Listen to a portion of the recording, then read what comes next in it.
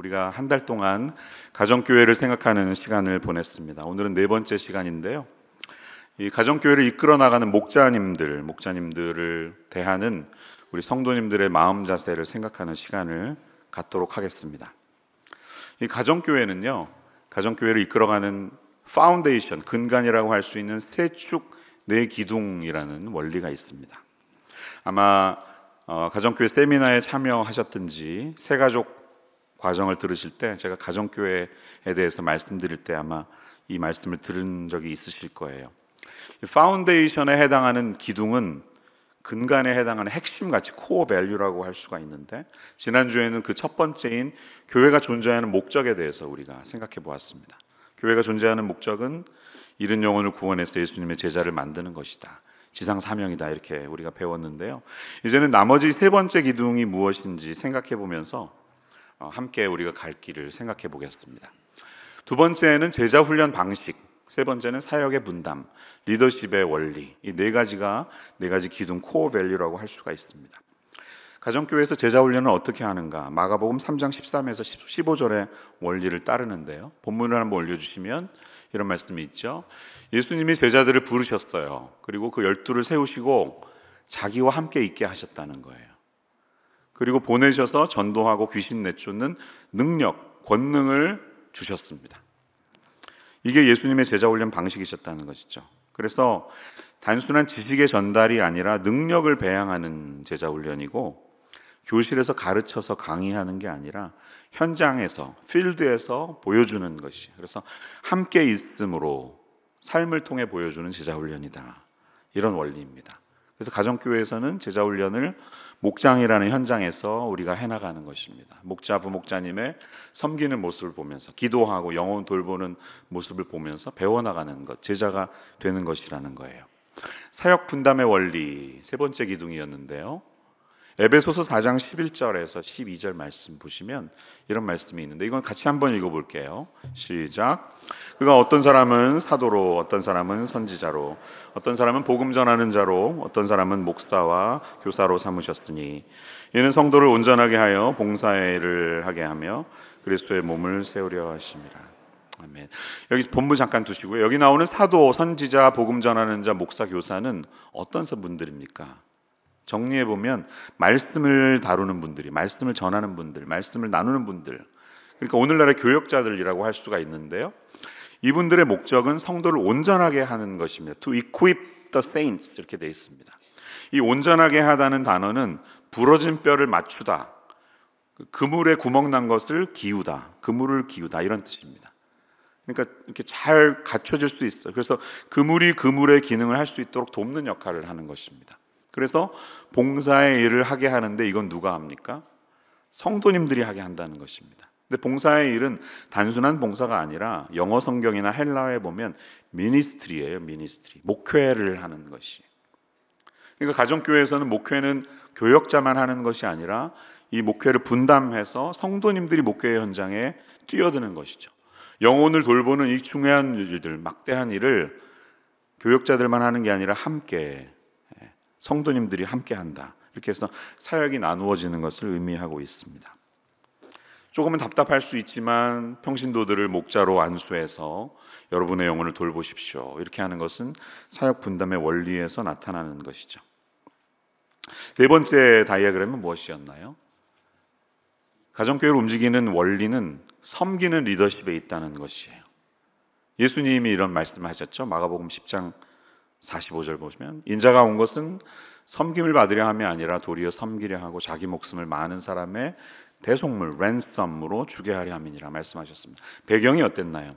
막판이 되니까 제자들이 이제 권력 싸움을 하게 되는데, 야고보와 요한이 와서 주님, 주님의 나라가 오시면 누가 첫째인지 누가 둘째인지 저희들이 그 오른편에 왼편에 앉게 해주세요, 한심한 소리 하죠. 그러니까 예수님이 듣고 계시다가, 야, 원래 세상이 돌아가는 원리는 높고 잘난 사람들이 제일 위에 올라가지만 나의 나라는, 하나님의 나라는 가장 잘 섬기는 사람들이 으뜸이 되는 거다.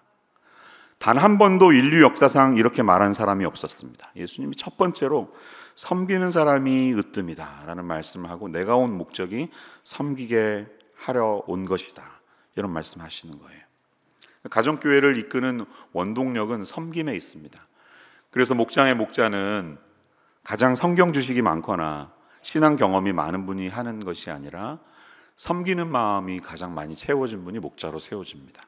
섬기는 사람이 존경받기 때문이에요. 이게 가정교회를 움직이는 원리라는 것입니다. 근데 이게 가정교회가 움직이기 위해서, 교회가 움직이기 위해서 자동차가 축이 있어야 달리는 것 같이 가정교회도 세 가지 축이 있는데요, 그것을 다이어그램으로 보면 이렇게 정리할 수가 있습니다. 여러분들께서 오늘 이렇게 앉아있는 이 자리는 함께 모여서 예배드리는 연합예배입니다. 목장들이 함께 있는 연합예배라는 것이에요. 그리고 우리가 흩어져서 모이는 우리 목장예배는, 목장은 좀 정적인 부분을 만져준다는 거예요. 또 화요일이나 목요일에 열리는 삼공부가 있죠. 삼공부는 지적인 부분을 다뤄준다는 거예요. 인간이 영적으로 성장하기 위해서는 자신의 혼의 영역인 지정의가 균형 있게 성장해야 되는데요, 어느 한쪽으로 치우치면 불균형하게 성장할 수밖에 없습니다.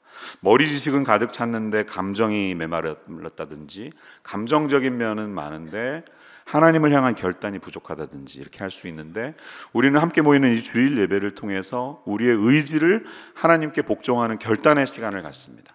그래서 의지를 다루는 시간, 목장에서는 그린 색깔, 따뜻함을 상징하는 우리의 정서적인 면을 나누면서 서로 위로하고 격려하는 시간, 삼공부에 가서는 말씀을 알고 싶어하는 우리의 갈망들이 채워지는, 그래서 지적인 부분을 채워가는 이런 균형 잡힌 삶을 갖는다는 것이죠. 그럴 때 우리가 영적으로 성장할 수 있는데, 이 가정교회가 움직이기 위해서는 피라미드로 상징되는 삼각형의 역삼각형, 그러니까 높은 사람이 위에 올라가서 대접만 받는 것이 아니라 섬기는 그 정신을 가지고 섬길 때 이 모든 것이 가능하다, 이렇게 설명하는 것입니다. 그러니까 담임 목사가 섬김의 마음이 없으면, 대접받으려고 하면 그러한 가정교회는 성공할 수가 없습니다. 이런 말을 하는 제가 굉장히 민망한데요, 나는 정말 섬기고 있는가, 이런 마음을 가지고 있는데요, 가정교회를 하시는 목사님들은 한결같이 다 그런 분들이에요. 이렇게 존경받으려고 하고 높임을 받으려고 하는 분들이 안 계시더라고요. 뭔가 약간 우직해 보이고 바보스럽지만 이런 섬김의 마음이 있기 때문에 가정교회를 하시는 것 같습니다. 이렇게 해서 가정교회가 굴러간다는 것이에요. 원래 50분짜리인데 제가 3분에 마쳤습니다. 여러분, 이게 간단한 원리죠. 그런데 우리가 이 가정교회 세축 내기둥의 원리를 잘 묵상해 보잖아요. 그러면 결국은 이 모든 것이 가능할 수 있도록 실행하는 사람들은 예수님의 모습을 닮은 인도자들에게 있지 않습니까? 인도자들의 결단과 실천이 필요합니다. 인도자들이 내가 본이 되어서 나의 삶을 통해서 제자가 되라 하는 그런 결단이 필요하고요, 인도자들이, 목사들이 위임해서 맡길 때, 성도님들에게 맡길 때 성도님들이 각자의 목장에서 목양하는 일들이 일어나게 되고, 인도자들이 섬김의 정신으로 정말로 섬겨야지 가정교회의 성공이 이루어질 수 있다는 것입니다. 가정교회의 성공은 이 목장을 이끄시는 목자님들, 목녀님들, 부목자님들의 섬김에 있는 것이고, 이 성공이 가능할 수 있도록 리더십으로 돕고 방향을 제시하는 저 같은 이 목사들의 섬김에 그 성패가 달려있다는 말이에요. 자, 그렇다면 오늘 본문 말씀은 이렇게 가정교회의 소중한 존재인 목자, 부목자, 목사, 장로, 이런 인도자들에 대해서 어떤 교훈을 주고 있습니까? 우리 성도들이 이분들에 대해서 무엇을 하라고 요청하고 있습니까? 오늘 우리가 붙들어야 될 교훈을 우리의 마음에 새기고, 우리 주변에 있는 이 인도자들을 위해서 우리가 주님께 그분들을 올려드리는 그런 아침 되시기를 주님의 이름으로 축원합니다. 두 가지 아웃라인이 있는데, 첫 번째 보시면 영혼을 돌보는 인도자들에게 순종하며 그들을 위해서 기도해 달라는 것입니다. 오늘 본문의 17절 말씀을 다시 보십시오. 너희를 인도하는 자들에게 순종하고 복종하라, 이렇게 말합니다. Obey your leaders and submit to them. 너무 좀 딱딱하죠? 이렇게 갑자기 이렇게 강요합니까? 오늘날 별로 인기 없는 말씀입니다. 그런데 이어지는 말씀이 굉장히 아주 깊습니다. 무겁습니다. 뭐라고 말합니까? 왜냐하면 For they are keeping watch over your souls as those who will have to give an account. 왜냐하면 그분들은 여러분들을 늘 깨어서 영혼을 돌보는 자들인데, 하나님 앞에 갔을 때 그 모든 것을 평가받는다는 사실을 알기 때문입니다. 이렇게 말하고 있습니다. 그들은 너희 영혼을 위하여 경성하기를 자신들이 청산할 자인 것 같이 하느니라. 이렇게 말합니다. 이게 얼마나 무거운 말씀입니까, 여러분? 누군가의 인도자가 된다는 것은 굉장한 책임이 있는 것입니다. 회사에서는 그냥 조금 연봉이 늘어나고 책무가 많아지는 것이지만 우리 영적인 영역에서는 그 영혼에 대한 책임을 인도자들이 지는 것이에요. 그건 보통 일이 아니죠. 우리 목사님들이 안수받을 때 그 목사가 된다는 것은 굉장한 짐을 어깨에 지는 것입니다. 하나님 앞에서 내가 결국 마지막에 평가받는 순간이 온다는 사실을 기억해야 한다는 것이, 이게 얼마나 힘든 일입니까? 야고보서 3장 1절 말씀 아시죠? 뭐라고 말합니까? 내 형제들아, 너희는 선생된 우리가 더 큰 심판을 받을 줄 알고 선생이 많이 되지 말라, 이렇게 말합니다. 아멘 소리 크시네요.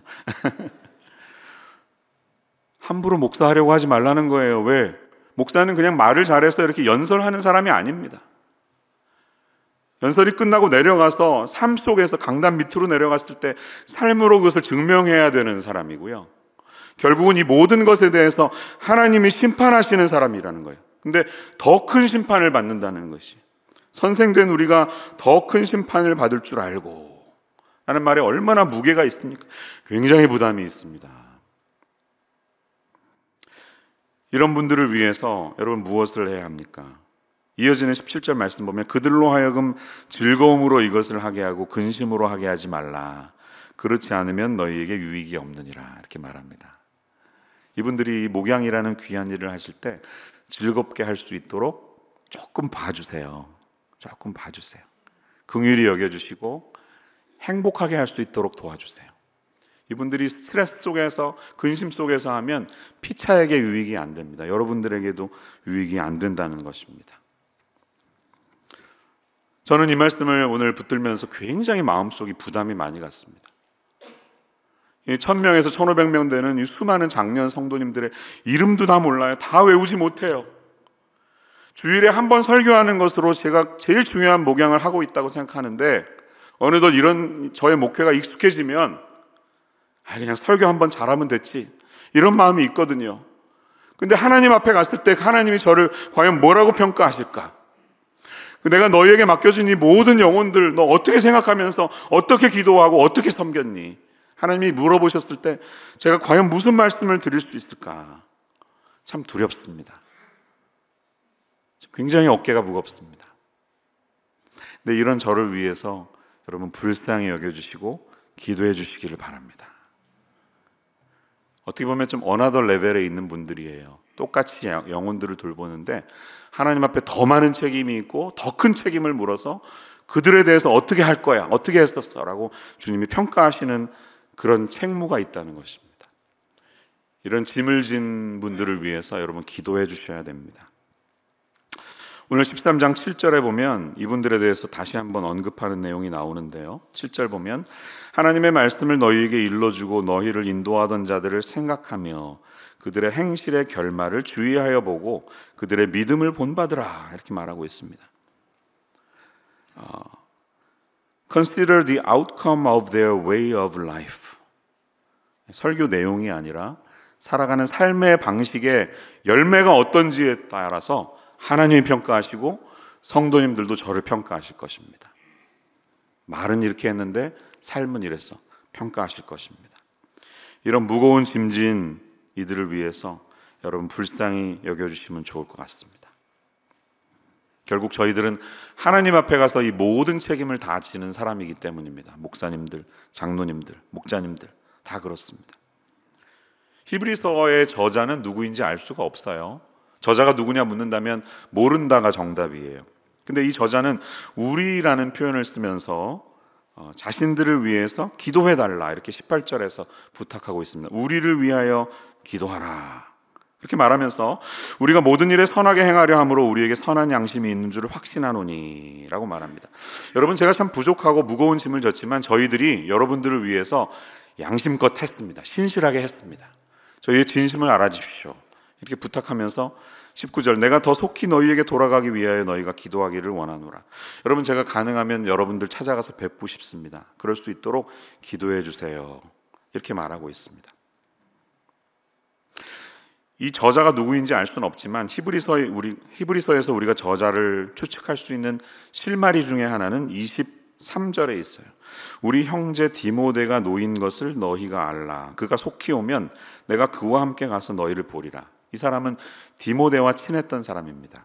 디모데와 동역했던 사람이에요.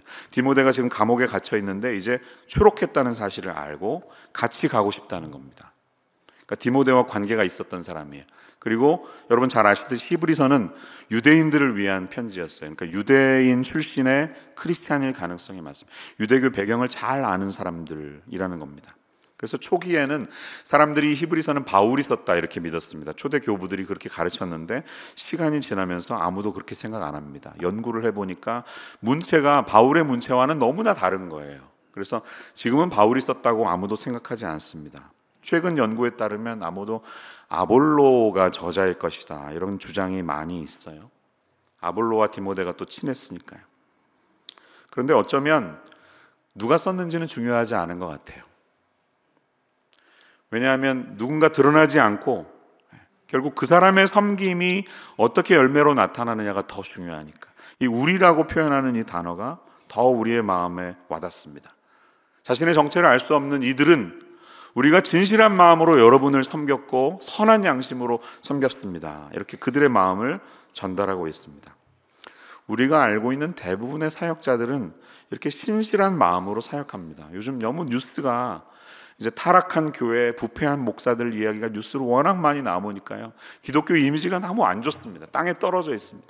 물론 많이 타락해 있는 것처럼 보여요. 자정 능력이 많이 상실되어 있는 것 같습니다. 그렇지만 한국의 8만여 개에 가까운 교회 중에 80% 이상은 100명 이하의 작은 교회인데요. 그 작은 교회를 정말 최소 생계비에 가까운 사례를 받으면서 그 영혼들을 돌보시는 목사님들 대부분들은 신실하신 분들이십니다. 타락할 겨를이 없습니다. 신실하게 영혼들을 위해 돌보는 분들이에요. 대부분의 목사님들은 그렇습니다. 그런데 대부분의 사역자들이 신실하게 하지만 때로는 그렇지 않은 사람들도 있는 것을 우리가 알죠. 베드로 사도도 사역자 중에 거짓된 마음으로 하는 사람들이 있다 이렇게 넌지시 우리에게 가르쳐 준 적이 있었어요. 베드로전서 5장 2절 3절 말씀을 보시면 이런 말씀이 있죠. 너희 중에 있는 하나님의 양무리를 치되 억지로 하지 말고 하나님의 뜻을 따라 자원함으로 하며 더러운 이득을 위하여 하지 말고 기꺼이 하며 맡은 자들에게 주장하는 자세를 하지 말고 양무리의 본이 되라. 목자의 자리에 있는 이들에게 이렇게 부탁을 하시는데 때로는 더러운 이득을 위하여 하는 사람들이 있었기 때문에 이런 말이 있었겠죠. Financial gain, 돈 벌기 위해서 하는 타락한 자들이 있었다는 것입니다. 분명히 그런 사람들이 있는데 결국 이들은 하나님 앞에 다 심판받는다 이렇게 말씀하고 있습니다. 그런데 여러분 우리가 목회 현장에서 이런 불행한 목자, 불행한 목사, 장로를 만날 때 성도의 입장에서 어떻게 될까요? 요즘 같은 시대에는 재볼 것도 없는 질문입니다. 여러분 부당하고 부정적인 행위를 저지른 지도자가 있으면 바로 그 직무에서 물러나도록 해야 하지 않겠습니까? 그것이 정의이고 가뜩이나 부패한 이 지도자들로 가득한 세상 속에서 교회가 보여주어야 할 신실한 모습입니다. 분명히 우리는 그렇게 해야 할 것입니다. 그런데 성경을 읽다 보면 하나님의 공의가 그분이 세우신 지도자들에게 직접 하나님의 뜻 안에서 이루어진다는 사실을 기억하는 것이 신자의 자세임을 가르쳐 주실 때가 있어요. 때로는 사람의 판단으로 죄에 대해서 심판하는 것이 정당하지만 한때는 어떤 경우에는 사람의 생각에 제한시키지 말고 더 크신 하나님의 공의에 맡기는 자세도 우리에게 필요하다는 사실을 성경이 가르쳐 줍니다. 다윗의 예를 들 수가 있습니다. 다윗을 죽이기 위해서 쫓아다니는 사울이 완전히 맛이 가버렸죠. 영적으로 완전히 이제 성령이 떠나버렸습니다. 사람들도 알고 다 압니다. 사람에게도 하나님에게도 사울은 청산 대상입니다. 그런데 다윗의 신앙은 그 청산을 하나님에게 맡긴다는 사고를 가지고 있었습니다. 사무엘상을 읽다 보면 24장에 가서 이제 엔게리 동굴에서 다윗이 잠깐 이제 그늘에 가서 동굴 안에서 쉬는 시간이 있었는데 마침 사울이 글로 들어옵니다. 대변이 보고 싶었어요. 그래서 겉옷을 벗고 이렇게 대변을 보는데 우리가 옆에 있었던 것이죠. 멀리서 느껴진 거예요. 지금이다. 죽일 기회가 왔습니다. 죽입시다. 두 아들이 하는데요. 다윗이 뭐라 그럽니까? 아니다. 사무엘상 24장 6절 보면 여호와께서 기름 부으신 자를 치는 것은 여호와의 금하는 것이니 나는 손을 들어 그를 치지 아니하리라. 이렇게 그것은 내가 할 것이 아니다라고 다윗이 말합니다.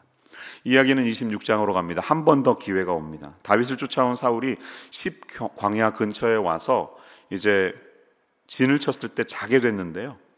다윗과 아비새가 그 진 중간으로 갔더니 아주 그냥 세상 모르게 자고 있어요. 엄청 자고 있어요. 그때 아비새가 막 말합니다. 지금 하나님이 우리에게 기회를 주셨습니다. 왕이시여, 저자를 처단합시다. 힘드시면 제가 가서 하겠습니다. 이랬을 때 다윗이 뭐라 그럽니까? 하나님의 살아계심을 두고 맹세하노니 여호와께서 그를 치신다. 하나님이 하신다. 혹은 죽을 날이 이르거나 전장에 나가서 망하리라. 하나님께 이것을 맡겨드리는 다윗의 자세를 볼 수가 있습니다. 여러분, 우리의 영혼을 돌보는 이들을 위해서 기도해 주십시오. 그분들 참 부족한 분들입니다. 우리와 똑같이 하나님 앞에서 한없이 연약한 존재들입니다. 그분들도 한순간이면 넘어갈 수 있는 존재들입니다. 하지만 그들은 여러분들을 사랑하는 사람들이며 여러분의 영혼을 위해서 기도하는 사람들입니다. 타락한 목사들의 뉴스가 너무 많아서 그렇지만 뉴스에 등장하지 않고 있는 수많은 여러 목사님들의 신실함에 대해서 우리가 의심할 필요는 없습니다. 하나님은 그분들을 주관하시는 분이시며 하나님의 선하신 손 아래서 심판하시고 모든 것을 정산하실 때가 온다는 사실을 기억하시기를 주님의 이름으로 축원합니다. 우리가 두 번째로 오늘 본문을 통해 기억해야 되는 사실은 20절 이하에 나오는데요. 이 지도자들의 큰 목자가 되시는 예수님이 계심을 기억하라는 것입니다. 그래서 그 지도자들의 연약함 때문에 시험에 들지 마시고 그분들을 다스리시는 더 큰 목자이신 예수님을 바라보시라는 말씀입니다. 우리가 종종 지도자의 연약함 때문에 시험에 들고 실망하는 이유는 그들 역시 양이기 때문이에요. 목자가 왜 이래? 이렇게 따질 수 있습니다. 그러나 궁극적으로 보면 이분들도 양이에요. 어떤 성도님이 저에게 찾아오셨어요. 그래서 질문을 몇 가지를 하시는데 이런 말씀을 하셨어요. 목사님, 우리 교회는 목자들이라고 부르는데 평신도 중에 리더를 목자라고 부르는데 아니 우리에게 궁극적인 목자는 예수님 한 분 아닙니까? 인간이 어떻게 목자가 될 수 있습니까? 용어를 바꿔야 되는 건 아닙니까? 이렇게 말씀하셨어요. 그래서 제가 고개를 끄덕였어요. 그 말씀이 맞습니다. 원칙적으로 그 말씀이 맞습니다. 그런데 어떤 단어가 시간이 흐르면서 사람들에게 막 사용되기 시작하면 그 단어의 의미가 희석되면서 보편화되는 것 같은데요. 목자라는 단어도 그런 것 같아요. 저도 다 압니다. 제가 목자의 자격이 없다는 사실을 압니다. 그러면서 제가 이런 말씀을 드렸어요. 저는 하나님 앞에서 목자가 아니라 양치는 개인 것 같습니다. I'm a sheepdog 이렇게 말씀드렸어요. 양들에게 어려운 일이 있을 때, 맹수가 다가올 때 맹수를 향해서 왈왈왈왈 막 짖어야 되고요. 양들이 이상한 길을 가면 왈왈왈 짖으면서 그리로 가면 안 된다고. 이렇게 되는 저는 개입니다. I'm a dog. 네. 또 이것만 끊어서 편집하지 마세요. 그런데 정확한 묵상해 보면 묵상해 볼수록 그 말이 맞는 것 같아요. 저는 진정한 목자는 아닙니다. 왜냐하면 우리의 유일한 목자는 예수 그리스도 한 분이시기 때문이에요. 히브리서의 저자도 그 사실을 알고 있습니다. 그래서 20절에 보면 양들의 큰 목자이신 우리 주 예수를 영원한 언약의 피로 죽은 자 가운데서 이끌어주신 평강의 하나님이 이렇게 말씀하고 있어요. The great shepherd, 더 크신 목자님이 우리 가운데 계시다 하는 사실을 알면서 이들이 목양하고 있는 것입니다. 맞습니다. 우리 목자, 목사, 장로들 모두는 예수님 곁에서 양들을 섬기는 작은 종들일 뿐입니다. 누가 함부로 자기 자신을 목자라고 부를 수 있는 자격이 있겠습니까? 베드로전서 아까 봤던 5장 3절, 4절 이하에 보면 목자들에게 이렇게 말하고 있습니다. 맡은 자들에게 주장하는 자세를 하지 말고 양무리의 본이 되라. 그러면서 그리하면 목자장이 나타나실 때에 시들지 아니하는 영광의 관을 얻으리라, 이렇게 우리에게 약속하고 있습니다. The chief shepherd, 이 목자들의 으뜸 가는 분이 계심을, 그분 앞에서 우리가 하고 있음을 기억하는 자가 되라. 그 앞에 신실하게 살아갈 때 우리가 그분 앞에서 마침내 영광의 관을 얻게 되는 날이 온다, 이렇게 우리를 권면하고 있습니다. 이것이 누군가의 영혼을 돌보는 사람들, 모든 인도자들이 가져야 할 마음의 자세인 줄로 믿습니다. 여러분, 근데 누가 이것을 이론적으로 모릅니까? 이론적으로는 다 압니다.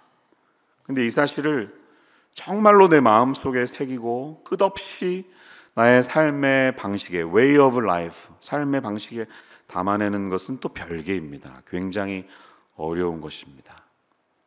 영혼을 돌볼 때마다 오늘도 나는 죽고 내 안에서 그리스도만 사시게 하는 것, 예수님만 드러나게 하는 것, 내가 비록 지금은 리더라는 타이틀을 갖고 있지만 나보다 더 크신 분의 평가가 있다는 사실을 기억하고 내가 그분을 대신해서 지금 하고 있음을 기억하면서 늘 예수님 뒤로 물러가 있는 것, 이것은 우리 모든 인도자들이 가져야 할 마음의 자세라는 것입니다. 여러분, 우리가 예수님의 이름으로 여러 가지 일들을 합니다. 10년, 20년 영혼들을 돌보면서 그분들에게 매번 기도해 주시고, 어려운 일 있으면 찾아가시고, 음식해서 갖다 주고, 병원 간다 그러면 병원 모시고 하는 여러 가지 섬김이 있습니다.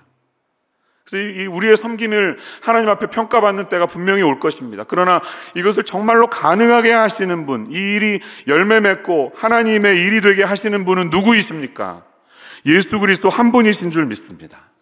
영혼을 돌보는 목자들은 그것을 기억해야 됩니다. 그래서 오늘 히브리서의 저자도 이렇게 말하고 있어요. 21절, 이 평강의 하나님이 모든 선한 일에 너희를 온전하게 하사 자기 뜻을 행하게 하시고 그 앞에 즐거운 것을 예수 그리스도로 말미암아 우리 가운데서 이루시기를 원하노라, 이렇게 말합니다. 하나님이 정말 원하시는 누군가를 온전케 하는 일, 뼈를 맞추고 그물을 깁는 일, 그 사람이 제자로 빚어지는 일은 하나님이 즐거워하시는 일인데, 그 일이 이루어지기를 정말 바라는데 그것은 예수 그리스도로 말미암아 이루어지는 일입니다. Through Jesus Christ. 우리의 능력이 아니라 예수님이 드러나는 시간이 된다는 것입니다. 여러분, 이 말씀을 잘 묵상하시면서 영혼들을 돌보시기를 바랍니다. 우리가 오늘 설교 후에 부를 찬양은 시와 그림이 부른 나의 소망이라는 찬양이에요. 가사가 너무 좋습니다.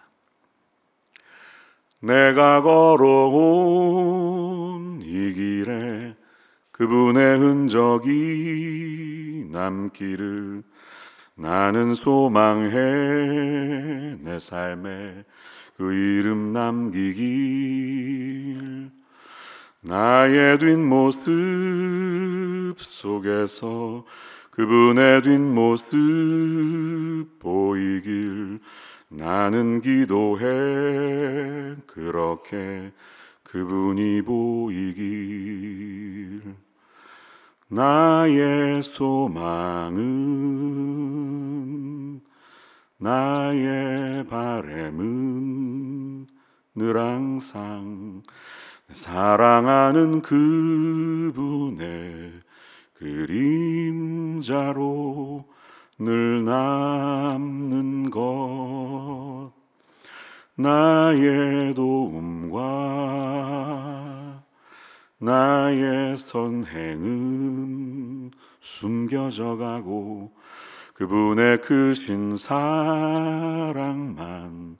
늘 나보다 기억되길. 이 아름다운 가사에 너무나 잘 어울리는 한 사람을 압니다. 그는 안수현 형제입니다. 저와 72년에 동시대에 태어나서 대한민국에 살았던 이 귀한 형제의 삶은 그가 죽을 때까지는 많은 사람들이 알지 못했습니다. 그가 죽고 나서 그의 삶을 기리는 지인들에 의해서 쓰여진 책, 그 청년 바보 의사라는 책이 세상에 알려지면서 그의 삶의 구석구석이 사람들에게 드러나게 되었습니다. 그의 양력은 어찌 보면 평범합니다. 재수해서 고대 의학과 91학번으로 입학하게 되었고요. 고대 대학원 의학과 석사과정 그리고 박사과정을 하는 중에 내과 전문의가 되었고 28사단 사단 의무대 군의관으로 일하던 중에 갑작스럽게 유행성 출혈열이라는 병에 걸려서 병원에 입원하고 말았습니다. 그리고 마침내 너무 많은 피를 오랫동안 흘리게 되면서 2006년 1월 그의 나이 만 33세의 나이에 짧은 인생을 마감하고 말았습니다. 책은 빼주셔도 돼요. 그런데 여러분, 놀라운 것은 그의 장례식이었습니다. 이 소식을 듣고 많은 사람들이 기도하고 있었는데요, 이제 그가 죽었다는 소식이 전해지자 그가 다니던 영락교회에는 그의 영정사진이 걸리기 전부터 밀려오는 조문객으로 들어설 곳이 없게 되었습니다. 얼마나 사람들이 많이 찾아오던지 한경직 목사님의 장례식 이래로 엄청난 사람들이 조문객으로 왔는데 자그마치 4,000명의 조문객이 그의 장례식에 왔다고 합니다. 의사들, 간호사들, 병원 직원들, 교회 선후배들, 예흔이라는 예수님의 흔적, 그가 섬기던 단체 동역자들, 대학부 제자들, 군인들 등등 인간적으로 그에게 연결된 지인들 뿐만이 아니었습니다. 전혀 저 사람은 왜 왔는가라고 질문해도 좋을 수많은 사람들이 왔어요.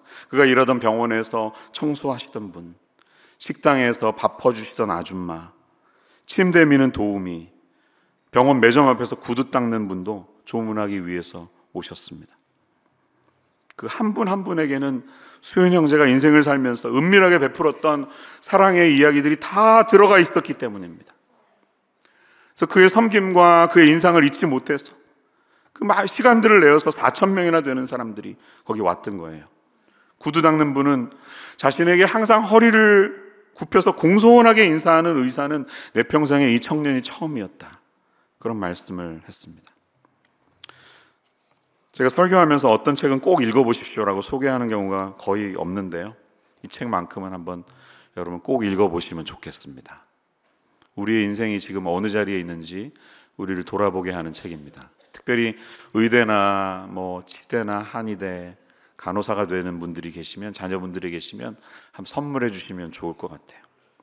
책의 마지막 챕터는 9장 흔적들이라는 챕터인데요, 얼마나 많은 사람들이 이 젊은이와의 만남을 통해서 삶에 영향을 받게 되었는지 그 세세히 기록하고 있습니다. 많은 사람들의 이야기들이 작가에 의해서 적혀져 있는데 정말 상상할 수 없는 섬김들이 있었습니다. 병원 퇴원하고 난 분에게도 그 집에까지 찾아가서 어떻게 지내시냐고 돌보는 사람이었고, 자기가 회진하는 환자들은 굳이 자기 시간이 아니어도 밤에 주무시는 데 가서 손잡아드리면서 기도해 주는 사람이었고, 어린이들이 환자들이었으면 어린이들 이름 다 기억했다가 얘네들에게 맞는 선물을 다 드리는 분이었고, 후배들이 이 책 얘기를 잠깐 하면 그 5초 동안 그 책의 이름을 기억했다가 서점에 가서 자기를 위해서보다 그 친구들을 위해서, 지인들을 위해서 더 많은 책을 선물하는 분, 찬양을 굉장히 좋아했던 분인데 찬양 테이프들을 많은 분들에게 선물하면서 그것을 통해서 얼마나 많은 사람들이 위로를 받았는지 그를 사랑하는 사람들에 의해서 이렇게 책은 쓰여졌습니다. 수현 형제님이 메일을 쓸 때 맨 마지막에 그 구절은 스티그마 안수현 이렇게 항상 마무리했다고 합니다.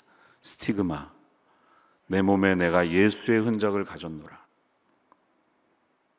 그는 항상 보이지 않게 자신이 걸어가는 길에 예수의 흔적만이 남기를 원했습니다.